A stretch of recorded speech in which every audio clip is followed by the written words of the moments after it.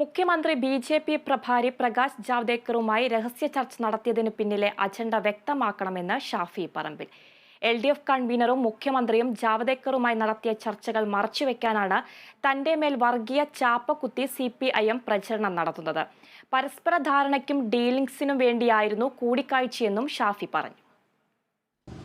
ഇതിന്റെയൊക്കെ ലക്ഷ്യം എന്താണെന്നുള്ള എല്ലാവർക്കും വളരെ കൃത്യമായിട്ട് അറിയാം. അവരൊരായിരം തവണ ശ്രമിച്ചാലും ആ ചാപ്പ എന്റെ പുറത്ത് വീഴില്ല. അതിന് കിണഞ്ഞ് ശ്രമിക്കുന്നതിന്റെ പിന്നിലെ മറ്റേ കാരണം എന്താ? LDFന്റെ കൺവീനർ BJPയുടെ പ്രഭാരിയുമായി ചർച്ച നടത്തിയിരിക്കുന്നു.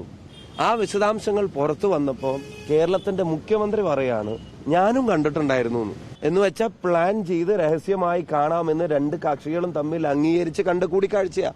എന്തിനായിരുന്നു ആ കൂടിക്കാഴ്ചക്ക് ഇത്ര രഹസ്യ സ്വഭാവം? കേരളത്തിൽ വേറൊരു മനുഷ്യക്കുഞ്ഞ് അറിയാത്ത തരത്തിൽ ആ കൂടിക്കാഴ്ച അറേഞ്ച് ചെയ്തത് എന്തിനായിരുന്നു? പരസ്യമായി മുന്നണി ബന്ധത്തിലേക്ക് എത്തിക്കാൻ കഴിയാവുന്ന തരത്തിലുള്ള നെക്സസ് കേരളത്തിലെ ജനങ്ങളുടെ മുമ്പിൽ തുറന്നു കാണിക്കപ്പെട്ടിരിക്കുകയാണ്. തലയിൽ മുണ്ടിട്ടാണ് കേരളത്തിന്റെ മുഖ്യമന്ത്രിയും CPM കേരളത്തിലെ ജനങ്ങളുടെ മുമ്പിൽ നിൽക്കുന്നത്.